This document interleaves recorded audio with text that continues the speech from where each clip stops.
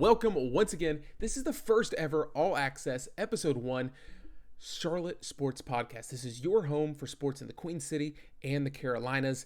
And we're going to talk all things Queen City sports, whether it's the Carolina Panthers, Charlotte Hornets, Carolina Hurricanes that we're all familiar with. Charlotte FC is kicking off. Hopefully we get a baseball team here soon enough. But Mackie, I want to know, what is the top thing on your mind? First things first. What is the top thing? What is the biggest story happening in Carolina and Charlotte sports? Biggest story. It has to be Deshaun Watson. Closely, but not too closely followed by Lamelo Ball in the Rookie of the Year running. Agreed. But right now, I think Deshaun Watson is a national story. Yeah. Deshaun Watson is he's a generational talent. We all know he is. He wants to be traded. The Texans are playing hardball with him. There's 3 teams that has been reported that he wants to go to, and the Panthers are one of them. So definitely in Charlotte, the possibility of Deshaun Watson coming to the Carolina Panthers, I think, takes that top spot for biggest news in Charlotte right now. And I have to absolutely agree. I think LaMelo Ball is step one but number one overall is definitely Deshaun Watson. People say, hey, are you sure that the Panthers want to trade this much? And I'm going to hop straight into these questions. People say giving up 3 first-round picks this year, 2022 and 2023, a first-round pick for Deshaun Watson, is that too much? And to me, it's not, because you're giving up a first-round pick this year, yes, but you're getting Deshaun Watson. Would you rather take Deshaun Watson round 1 this year, or a Justin Fields, maybe Trey Lance, maybe even Mac? It's a question mark with those guys, but these guys, week 1, you know that you are getting a starter in Deshaun Watson, and I don't feel like it's too much to give up. So I think the Panthers definitely need to be navigating their way to try and get Deshaun Watson. I'll say this, Bradley. What's that? I will give up 4 first-round picks. 4? If the only player we get rid of is Teddy Bridgewater. I will give up 4, because think about it. When you get Deshaun Watson, you're getting an immediate dog behind the center. And you will be pairing him with Christian McCaffrey, who since 2018 is averaging the most scrimmage yards in every game he's played in, with 135, closely followed by Dalvin Cook and Alvin Kamara. Yeah. You are getting Robbie Anderson. You are getting Curtis Samuel. You are getting DJ Moore, who all had 1,000 scrimmage yards. And this is what I'm saying. And 4 first-round picks, that's a lot. But, if that's all we need to give up, because here's how I'm feeling. As a Panther fan, I want to win. Right now. I want to win right now.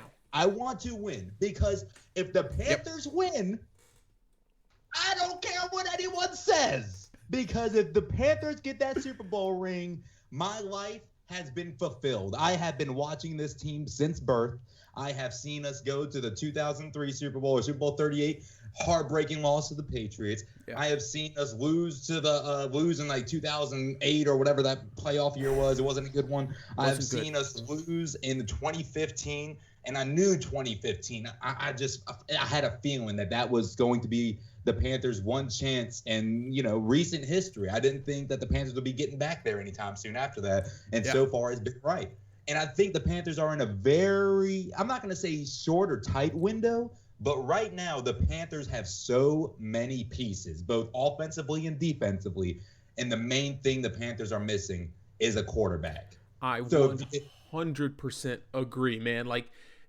Putting together a like you said, a generational talent quarterback behind this team with the pieces that they have is insanely success. It's setting yourself up for insane success. Yes, there are pieces that we need to fix on the offensive line, and when I say we, I mean the Carolina Panthers, obviously, but they need to fix some pieces on the offensive line. You can do that through the draft in rounds 2 and 3, as Bostrami said in the chat.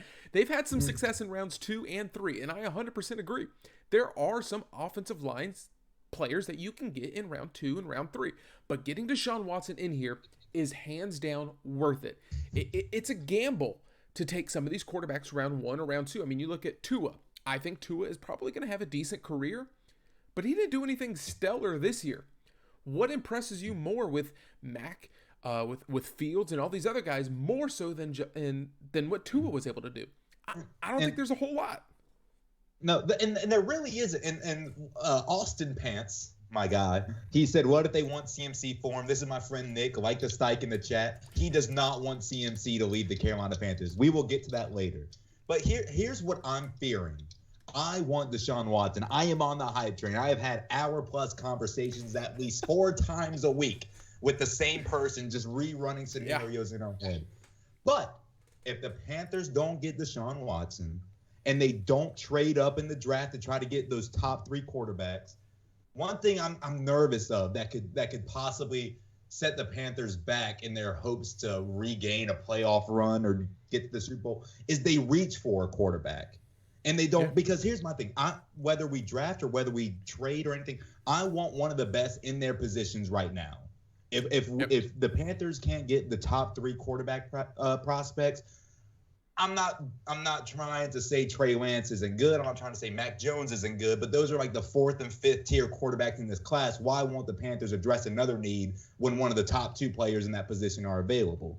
But with Deshaun Watson, I mean, I think everyone in Charlotte, ever since the national sports media started reporting that Deshaun Watson possibly coming here, everyone has just been like, all right, this needs to happen. And I'll be honest, the 3 teams that have come out that Deshaun says he will be willing to be traded to are the Jets, Dolphins, and the Panthers. I think it's mainly just the Dolphins and Panthers right now. I don't think the Jets are in the running. 100% agree. Not to stay on this too long, but you look at the Panthers.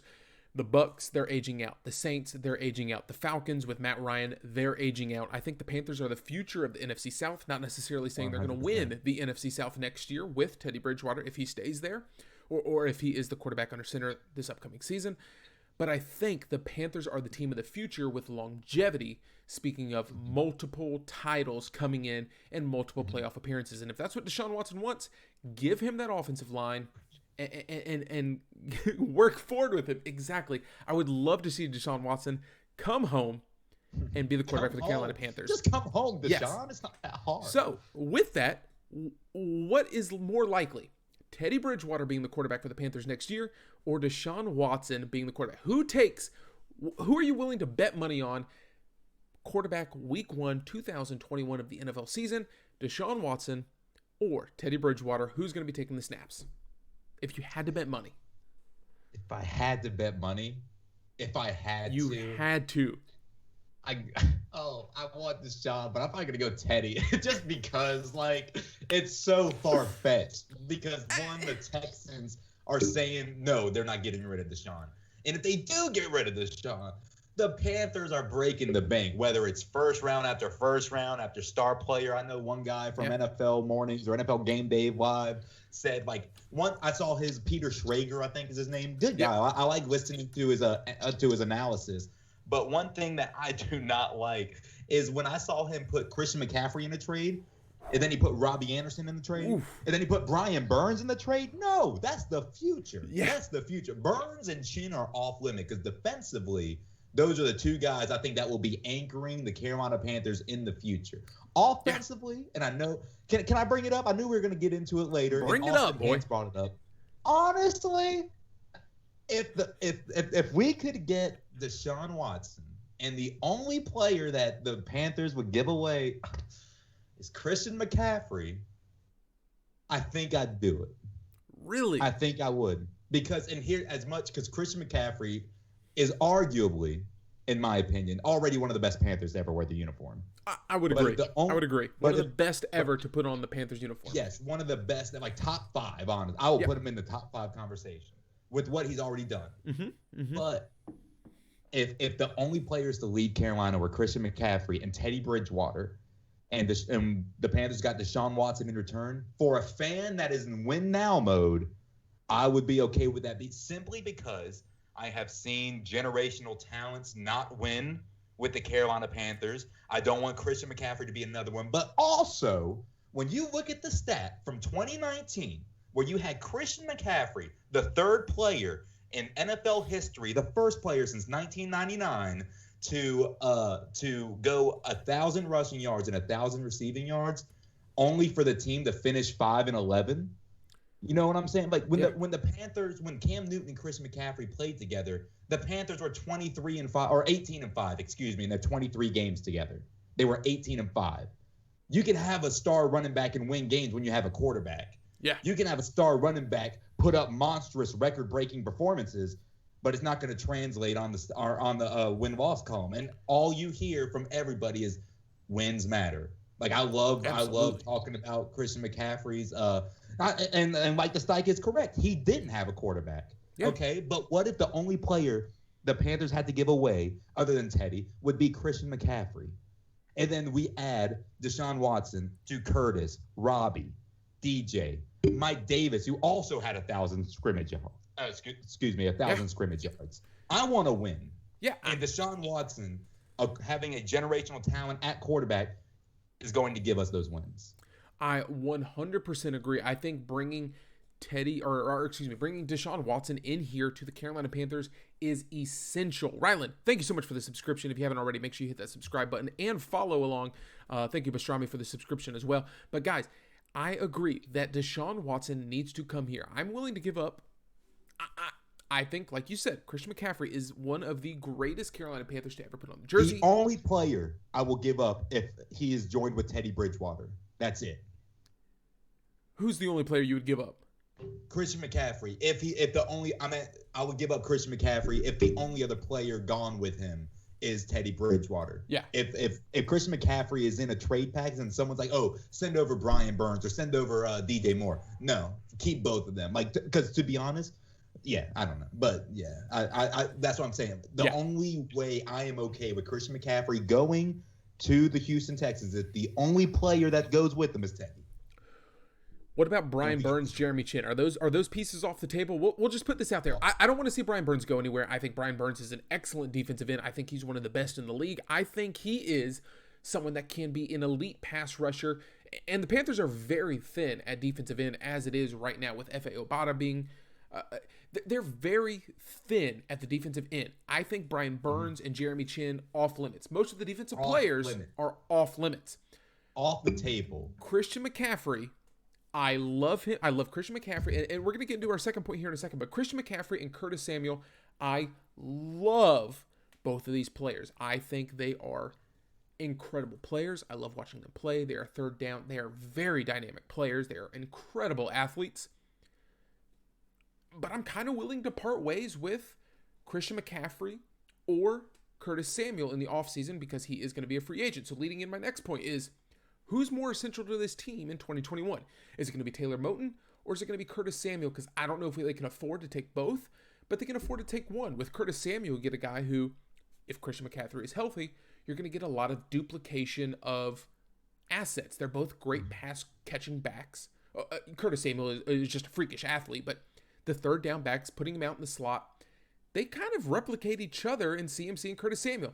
Taylor Moton in an already depleted offensive line is essential in my opinion, but I want to know where you think. Moton. Immediately. Really? Moton. Just immediately. Immediately. And going back to Austin in the chat, yes, we do got Gross Matos. Great guy. Great player. A beast. Steal, too. A steal. But I agree with you. Burns and Chin are the anchor, but Taylor Moton. Because this whole show, you have heard me list out player after player after player with 1,000 scrimmage yards. You have not heard me list out an offensive lineman who had a stellar season last year other than Taylor Moton. One of the probably the highest graded offensive linemen for the Carolina Panthers in the last couple of years, especially with the departure of Trey Turner. What? But the departure of Trey Turner in exchange for Russell Okung. I'm sorry if I'm mispronouncing that name. Okung. But my thing is the most exciting thing to come from him has been just that his salary has been in Bitcoin. And that's cool to learn about, but I haven't seen much like translation on the field. I don't even know if he played that many games last year. He really didn't play that many games. I think we had Greg Little started at more games than Russell Okung this year for the Carolina Panthers. And it wasn't that great. I feel like But Curtis And Curtis, you know who Curtis reminds me of, Bradley? Double E, my guy McKeska. What's up? Curtis Samuel reminds me a lot of Malik Monk. I believe he is the Malik Monk of the Carolina Panthers in terms, I can take that. In a way that the talent is easily visible. You can easily see what they're capable of. What they don't really put the team down when they have a bad game. Like a lot of the offense isn't ran strictly through them. They're very microwave, good games, bad games. Yep. This year we saw the full potential of Curtis Samuel. We saw what Curtis Samuel can do when he gets the snaps that he deserves. And that's the same thing with Malik Monk. For the Hornets, Malik Monk has been spazzing recently, especially with the injury with Devontae Graham. But the thing is we have a lot of the same players on both teams. On the Hornets, you have Miles Bridges, Malik Monk, P.J. Washington, Terry Rozier, Devontae Graham. And like the Stike, my boy Nick in the chat said, we could trade Curtis because we have Robbie, DJ, just re-signed Brandon Zylstra. We have Christian McCaffrey, Mike Davis. We have a lot of pass catchers. A lot of weapons. And that's what I'm saying. Like, it's like nothing against these players. They're great players, but I'm not going to be mad if one of them is in a trade package. I want to see them both succeed, but that's why Curtis reminds me of Malik Monk in a way, to where, yes, this dude can ball. But the thing is we have a lot of other weapons, in my opinion, that are somewhat similar to their style. Yeah. Although with Curtis Samuel, we saw him used as a running back more this season. But yeah, I like Curtis Samuel, but and just like Malik Monk, he's one of those players to where it's like, are we going to see that full potential? And last year we did see that full potential, but now he's about to be a free agent. So do we re-sign him? And then the conversation continues. But when it comes down to those two guys, Taylor Moton by far is the priority at the offensive line, especially if we want to get another generational quarterback. We don't want to see him getting beat up, taking the most hits in the league the way we did see our last quarterback get it before Teddy. Yeah, and I'm going to hop into this next point, Pastrami and Stike. Y'all bring up really good points. It's something that I want to get into is talking about the tight end position. It's not something that we plan on talking about today, but I think the Panthers really need an elevated level of play from the tight ends.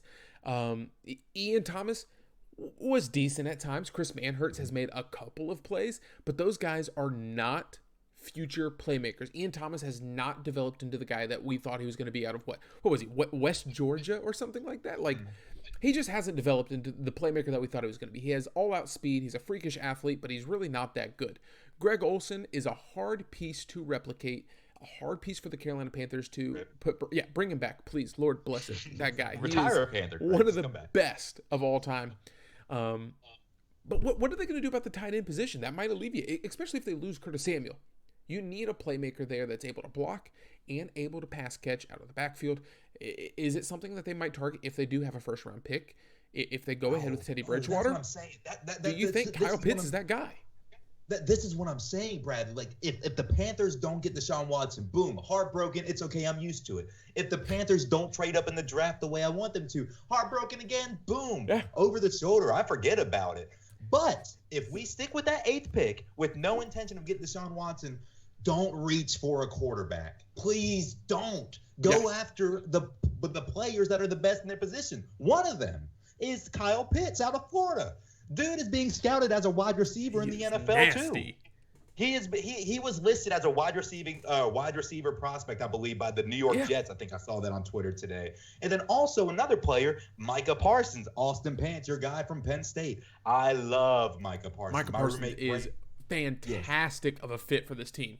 Yeah, my roommate Gray put me on some Micah Parsons highlights, and this dude is a ball hawk. Yeah. And another guy, Shaq Thompson. I like him. Big contract. Not the biggest output this past season. Agreed. You give me Jeremy Chin and Micah Parsons on their rookie deal. Same with Brian Burns, Gross Matos, Derek Brown. You have a defense on their rookie deal who their only bad game really in the second half of the season was the second game against the Bucs, who went on to play in the Super Bowl and win it. World champion Buccaneers. Jeremy Chin scored 2 touchdowns in 10 seconds of game time. Like, our defense is straight. The defense struggled some, but for as young as they are and the performances that they put up, I am content with the defense. But offensively, there's a few holes. One of them is quarterback, in my opinion. The other one is a tight end. I would love to see a tight end. Kyle Pitts is going first round. Kyle Pitts is going early first round, I feel like, because this dude can be a star tight end, or I feel like he can transition into a wide receiver. If I see NFL scouts listing a player as a wide receiver, I don't know if many people know this about professional sports teams, but they have, very experienced dietitians. They have the best equipment for working out. I'm sure that if they want to really turn somebody into a wide receiver, they can. And I feel like Kyle Pitts is one of those guys. But yeah, right now, but that's my fear, Bradley, is Deshaun Watson not working out, the Panthers not trading up to get one of those top three prospects in Wilson, Fields, and Lawrence, not in that order, but then also reaching for a quarterback to where if I just feel like that could put us back if we reach for a quarterback. Like, go ahead and build the team around him until that quarterback falls in our lap, because I think it will, whether it's a trade, free agency, or in a draft in the year or two. Yeah, I think reaching is something that's going to set you back a couple of years in this specific scenario. But Scott Fitterer doesn't seem to have that in his history book working with the Seattle Seahawks. Matt Rule obviously going to have a heavy input this year with who they're going to be drafting. And I hope they go offensive this year. We saw them go, 7 straight rounds last year with defense.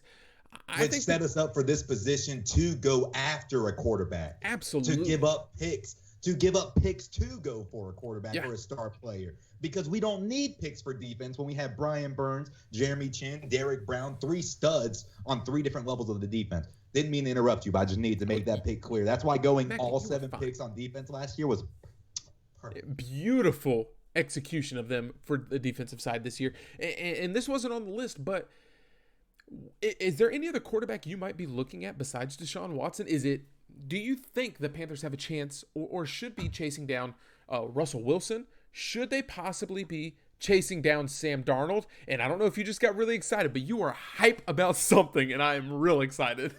I really hope when I stood up, y'all didn't see me wearing a polo shirt with a gray gym shorts. Oh, we saw you about to go hooping in a polo shirt, bud. You ready? I'm ready for it. I'm fine with this. I won't give up as much for him as for Deshaun Watson. If you say Sam Darnold, I'm gonna be so mad. No. Okay, good. Woo. Give me LASIK Jameis. I want LASIK Jameis. Think about this. You are off your rocker. This man was blind, and he threw 30 touchdowns, 30 interceptions.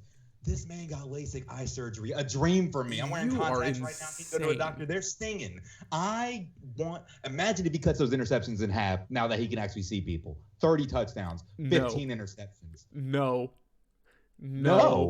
I'm saying no.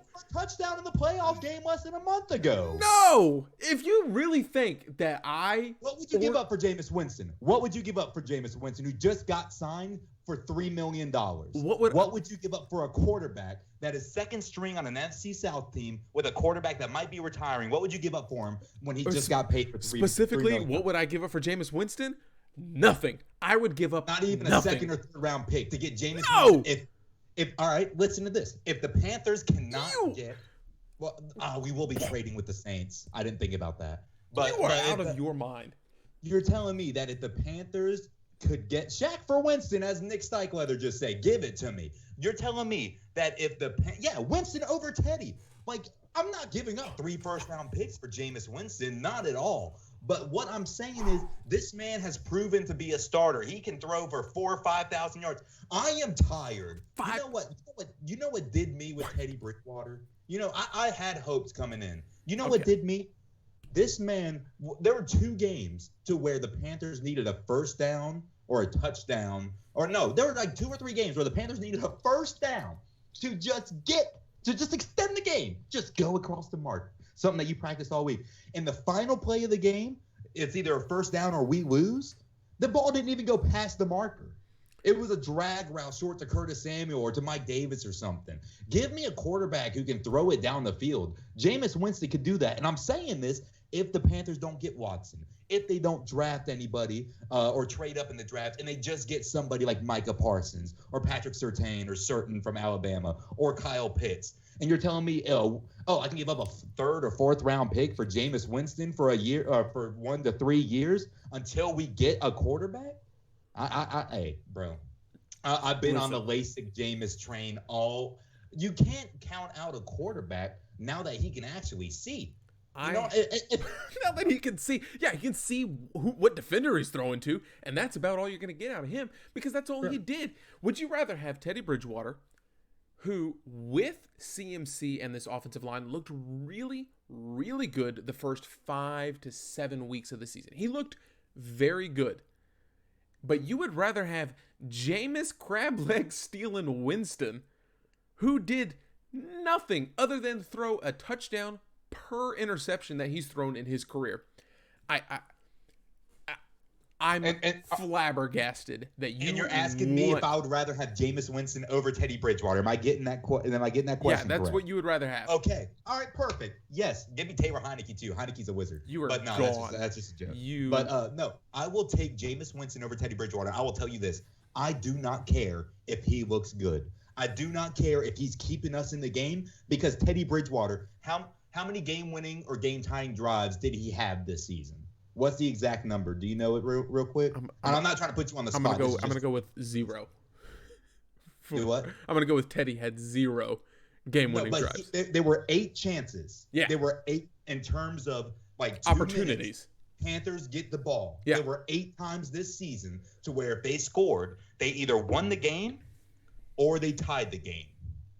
Teddy Bridgewater was 0 for 8. More interceptions in the second half of the season than I think almost every other quarterback. P.J. Walker threw 2 interceptions in the end zone and threw 2 touchdowns, and the Panthers won against the Lions. With Teddy Bridgewater, in my opinion, with how long it takes him to get down the field because he's throwing 3 yards of ball, if he throws an interception, we're not getting the ball back for 17 minutes. I'm cool with players looking good, marching down the field. But what if Joey Slye misses a field goal? What if Teddy Bridgewater throws an interception? Yeah. You show me Teddy Bridgewater walking out onto the field to potentially win a game, or Jameis Winston walking onto the field to potentially win a game. In this argument, whether I take Jameis over Teddy, yes. Give me LASIK Jameis. I will agree that I would prefer a quarterback who's willing to take chances, and not necessarily Jameis. But and also, if you are comparing contracts, I definitely want the Jameis Winston contract over that awful contract that they gave Teddy Bridgewater, who has not lived up to anywhere near the amount of money that they've invested into this player. Pastrami says, Joey Slye missing a field goal? Nah, not from 60 plus, bro. He does nothing but kick bombs. I 100% agree. If you're watching on Twitch, or watching on YouTube, you can always join us on Twitch when we stream live, twitch.tv/all_access. No, but that's what I'm saying. Like, I will gladly take Jameis Winston if it didn't break the bank, if it was a team-friendly deal. Because how did the Panthers get Teddy Bridgewater on a non-team friendly deal? Like, how does that happen? It's tough to see that overall contract. They have made a lot of cap space, so hopefully they're working on something to bring in. And I think we're both in agreement, obviously, as most people are. They need to get Deshaun Watson in here. It's going to take some first-round picks. They need to get him in here because the quarterback position is absolutely crucial for this team to succeed in the future. The defense is getting where it needs to be. Trey Boston's gone. You probably move Jeremy Chin over there. The defense, I think, is good enough. You bring in another defensive end. And the offense just needs to improve with better quarterback play. That's going to happen. Matt Rule's going to make it happen. Joe Brady's going to make it happen. So that's where we're at. Do you have any closing thoughts on the Carolina Panthers? I think we're going to roll over to the Hornets here in a second and talk about them. Yeah, with the Panthers right now, it's the contract just really just gets me because I feel like the Panthers wouldn't be so hesitant to put in P.J. Walker if Teddy Bridgewater wasn't on such a big contract for the situation that him and the Panthers are in. Because I've been a fan of P.J. Walker. Started the XFL career 0-4, 0 touchdowns, 4 interceptions in his first game. And then he ended the XFL season with the most touchdowns, just for some reference of what he can do. He's 1-for-1 with the Panthers against the Detroit Lions, which, I mean, not the best team, but threw 2 interceptions, but still was able to throw 2 touchdowns, which as a quarterback, that's me. That's Jameis Winston, touchdown to interception ratio. Give me that all day. No, I'm just messing. Austin says Panthers with anyone over Teddy Bridgewater, 4 more wins. I can't disagree. No, that's what I'm saying. And it's just like, and I just feel like the Panthers are just hesitant to put someone else in, whether it's Will Grier or PJ Walker, because just the contract that he's on. But also, I don't know if many of you have seen this. The Panthers are in the top 5 or 6 teams to possibly be in Hard Knocks this year. So imagine if all this stuff is going on and the Panthers get Watson and we're on Hard Knocks. I would be okay. So a few years ago, we would have to win the Super Bowl. Yeah, we would have to win the Super Bowl. There's no other way this season could end. That is the best path to the Super Bowl is being on Hard Knocks. So a few years ago, maybe it was 2 years ago, I think when Cam Newton was here, and it was supposed to be a big season for the Carolina Panthers. And they were on what was it? Carolina Panthers All Access, the HBO special, not Hard Knocks, but there was a knockoff. Yeah, the Amazon special. That was amazing to see. That's where we got that little bit of Steve Smith talking about DJ Moore and the fantasy football, and that went viral about, hey, DJ, should I be starting you this week? I need 2 points or whatever it was.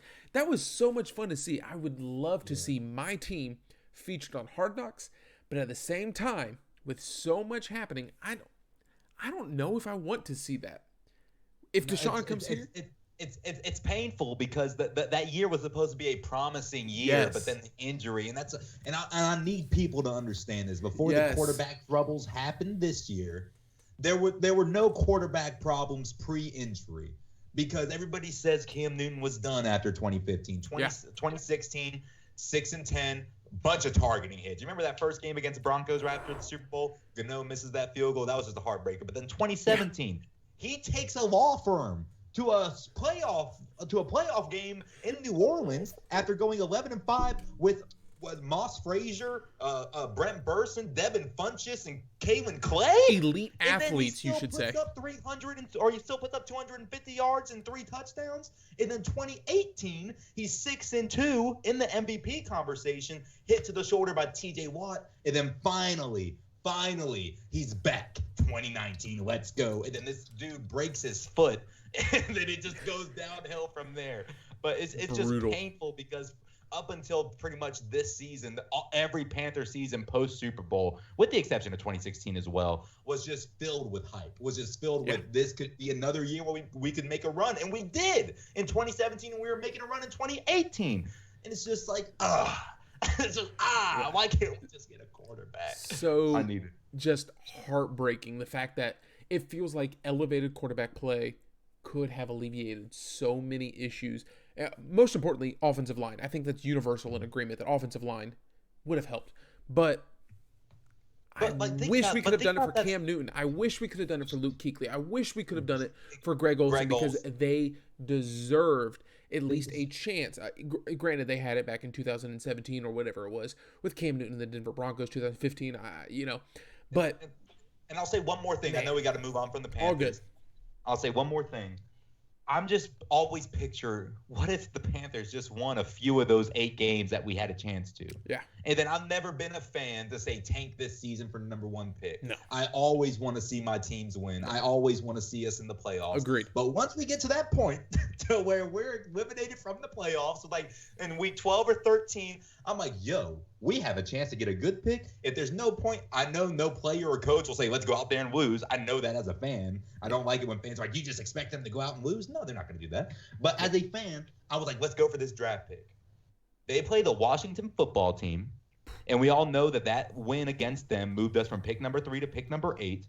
Dwayne Haskins threw 2 or 3 interceptions, and then they put in Taylor Heineke, who almost beat us because Teddy Bridgewater put up 20 points. One of them was a defensive takeaway or whatever that scored right after. But then Teddy Bridgewater still turned the ball over multiple times that game as well. So against a team like Washington football team, he still underperformed and we still almost lost. And it's like, you can't win a game on a game-winning drive, and then the one time I need you to lose so we can get that draft pick, baby. You come in clutch.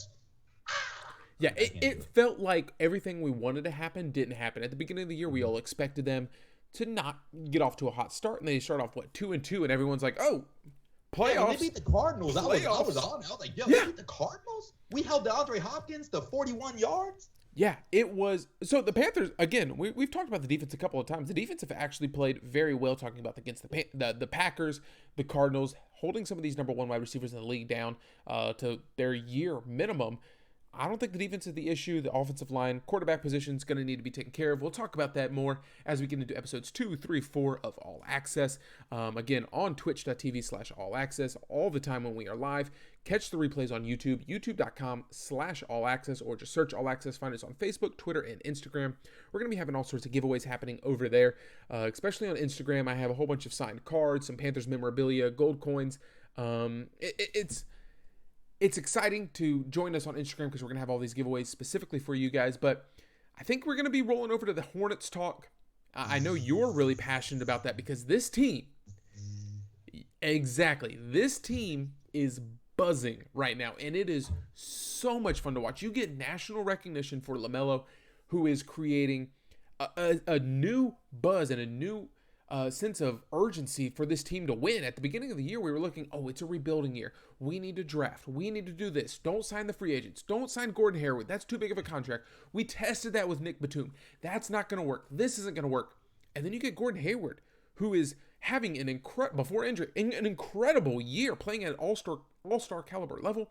Terry Rozier playing phenomenally. If this team is healthy, if this team could stay healthy, leading at one point leading the Southeastern Conference, they without a doubt would be a playoff caliber team. This year you get 10 teams in because of that.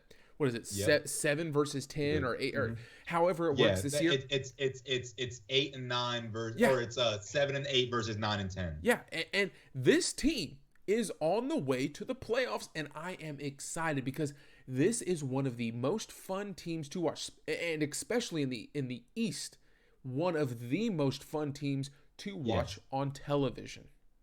And they're also one of the most fun teams to listen to. You know, I got to give a shout out to Eric Collins, the best local play-by-play broadcaster in the NBA, getting the recognition he deserves, along with LaMelo Ball on the national sports media front. But yes, all right, answer a couple of your questions. Gordon Hayward, when that contract dropped, my heart stopped for a second. I said, here we go again. Yes. I enjoyed Gordon Hayward. I liked him with the Jazz. I was so ready to see him pop off with Boston. But then he suffered that horrible injury against Cleveland in the first game of the year. Horrible injury. And then, so he comes in, and here's how I'm thinking about it. Nick Batum scarred us so much that anybody who's not like an elite player in the NBA getting paid more than 120 for coming to the Hornets, we immediately hate because we have just seen what a max contract can do. But Gordon Hayward, me and my brother talked about this.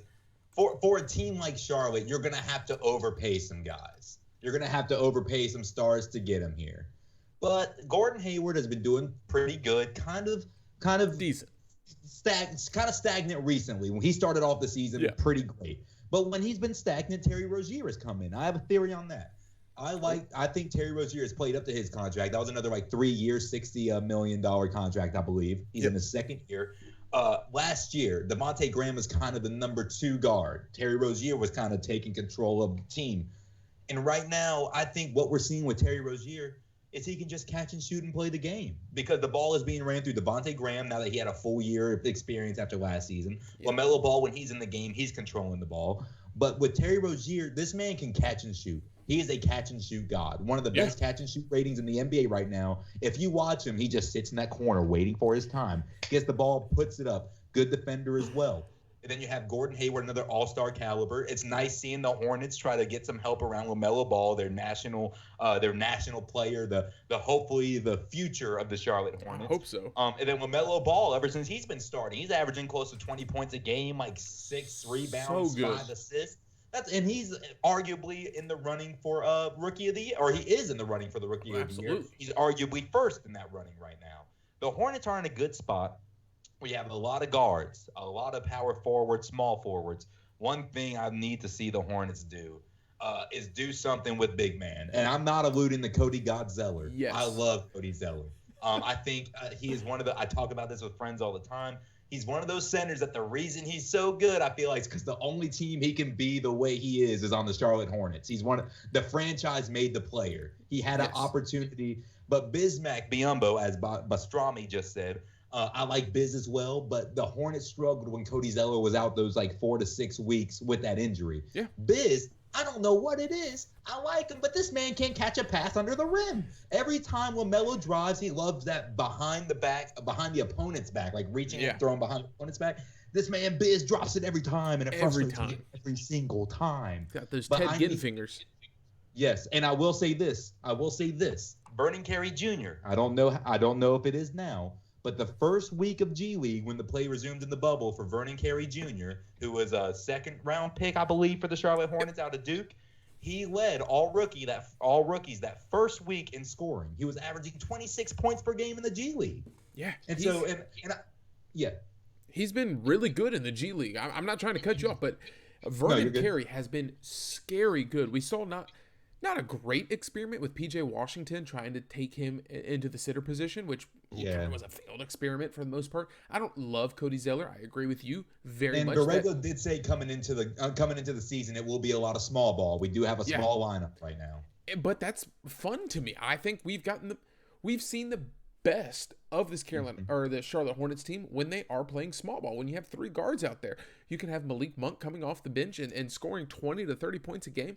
I love watching this team play small ball. No, and it's so fun to watch. You can tell they're having fun. Yeah, you can tell that kind of pieces are starting to fall into place. Miles Bridges too. We got to give him a shout out. So good. But this is the thing with the Hornets now. I love every player that plays for him. I love watching Miles Bridges, PJ, Malik Monk, Terry Rozier, Devontae Graham, Cody Zeller, Bismack Biyombo. But when it comes time to re-sign people, kind of the same way the Panthers are with all their wide receivers, with DJ and Curtis and other and just some of the players that are ending out on their rookie contract. Who do the Hornets keep? Because we have a lot of young, talented players, but they all have a lot of similarities. You know what I'm saying? And I remember, I think it was 2017, and this will hurt me. This hurts me almost just as much as Batum a little bit, because I gave up on Batum 2 years into his contract. I just knew it was going to be a bust, and we had to ride it out. Rough.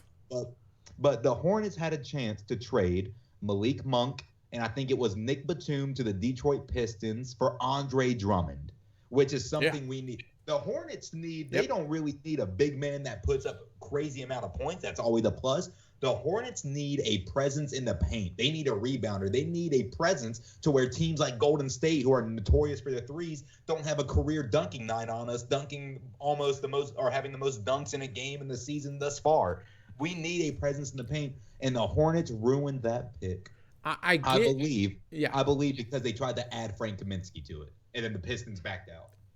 I think Frank Kaminsky is one of the worst projects that this team has ever undergone. I enjoyed him in college, but it wasn't good.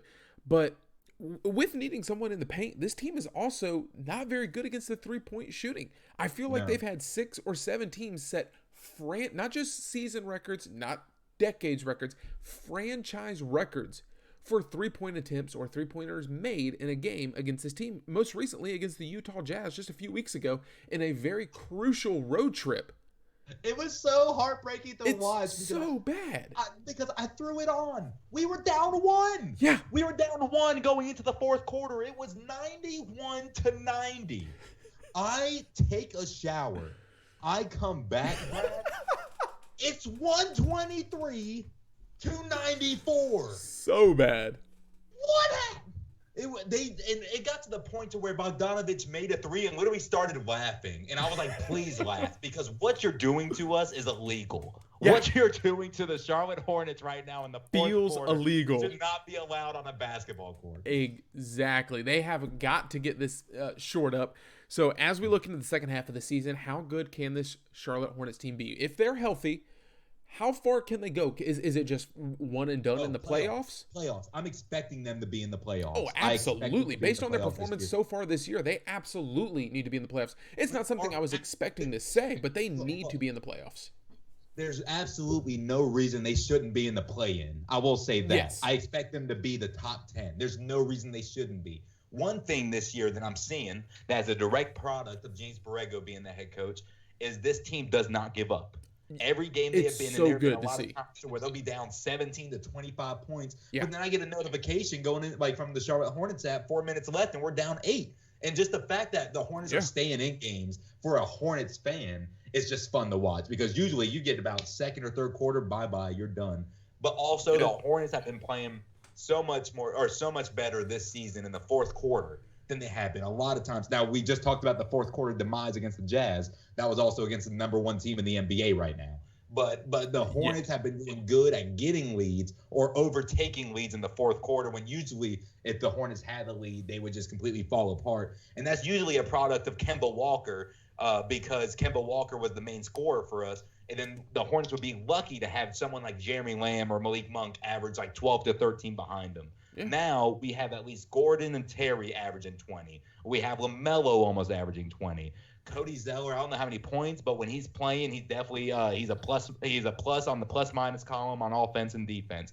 The Hornets are just a much more well-rounded team this year. And that's what makes me so happy, because I was not expecting the Hornets to make this jump this quickly.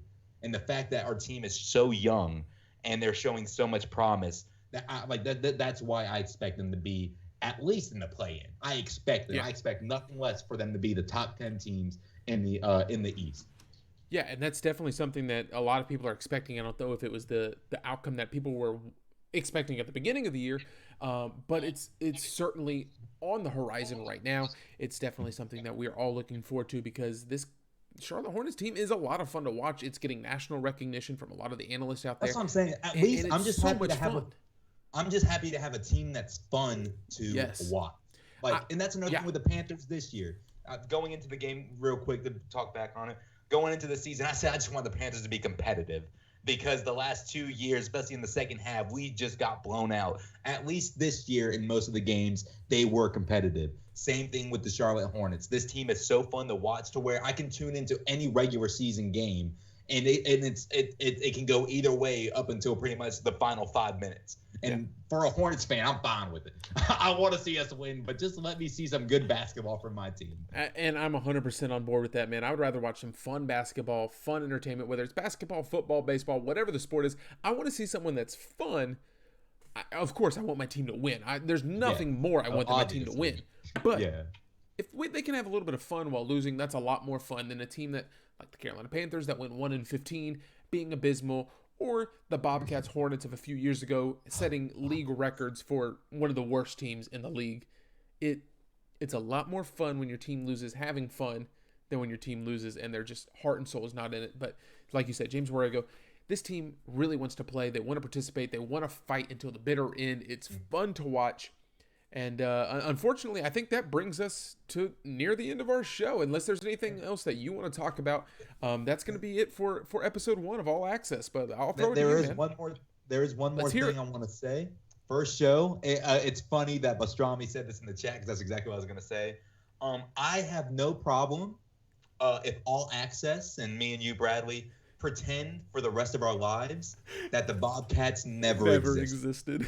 I would be 100% okay with just pretending that got lost in history. Sure. Covered in sand. I just watched the first Indiana Jones Raiders of the Lost Ark last night. You can roast me for waiting so long to watch it. Oh. We can pretend that the Bobcats are tennis and they are covered by sand, never to be discovered again. I would be 100% okay with that. So we're just gonna pretend like the Bobcats Gerald Wallace's career never existed. That's cool with it. I'm cool now. I just said Gerald Wallace was a dog, number 3. But yeah, but no, I'm cool. I'm cool right now, especially with the Hornets showing promise. Let's just pretend that it's always been the Hornets. It will always be the Hornets. Hey, no bad juju. I'm cool with that. As All Access moves forward, we will definitely just pretend that happens, man. It's all sunshines and rainbows on this side for All Access, but definitely. It's Charlotte sports. It's always sunshine and rainbows. Are you mad? No. Sarcasm. Not mad at all, man. I would much rather have happiness on our faces than anything else that we've had recently. Big facts. So that's going to do it for episode 1 of All Access. As always, follow us on Facebook, Twitter, Instagram. Get in all those giveaways. If you weren't able to catch the entire live stream that we've had today, find it on YouTube, youtube.com/allaccess. We'll have it up there. And then, Mackie, I know that you've been interested in the podcast. Just so people can listen back, we're going to have that on Apple, Spotify, and iHeartRadio. Tomorrow morning, 9 a.m. it'll be hitting. So listen to it on your way to work, on your way home from work. We'll catch it there. Any closing thoughts for you, Mackie? I know you just threw that out there. You don't want the Bobcats to exist anymore, but... We talked a little bit about it real quick. I want to say that I met you at this thing called the Keller Radio Talent Institute. Yeah. I actually, it's something that was started at App State. It's now at 8 different universities across the country. And it was funny because the position I held at WASU, Assistant Sports Director, I believe, is the position you held during your time at App State. Is that correct? Yeah, I was assistant, and then I was moved up to Sports Director. But yeah, I've been there. Okay, well, I just stated assistant, so you're better than me in that regard. Yeah, some people never amount to anything, Maggie. I'm sorry. I was never good enough to move up. But no, and it was really cool because I remember when you came in and you did your whole iHeart presentation for the promotions aspect of radio. You were going at it. You were passionate and you were talking fast, you were talking loud, and one thing I always struggled with was talking as fast as I can. And people would be like, "You got to slow down. I can't understand you." And I was like, "That's your problem. You got to keep up." Yeah. And so move your ears faster, bro. Exactly. I appreciate you hitting me up, letting me join you on this podcast. I think this is a great project. I only see nothing but success in our future when it comes to All Access. Oh, and sure. Real quick, I want to make it publicly on the first show. I really appreciate you reaching out to me and asking me to be a part of this with you. So thank you for that, Brad. Absolutely, man. Well, I could not be more excited to have someone join me than you yourself. As I said, I think you're an incredible sports mind. I think you have a great personality. Hopefully in future episodes, you can see him talk about snowfall. You can hear him talk about his favorite craft beers, his IPAs, whatever it is, the cereal that you're eating, because I think that's what you're eating beforehand. But everyone, thank you for hopping into the stream. Thank you for hopping in the chat.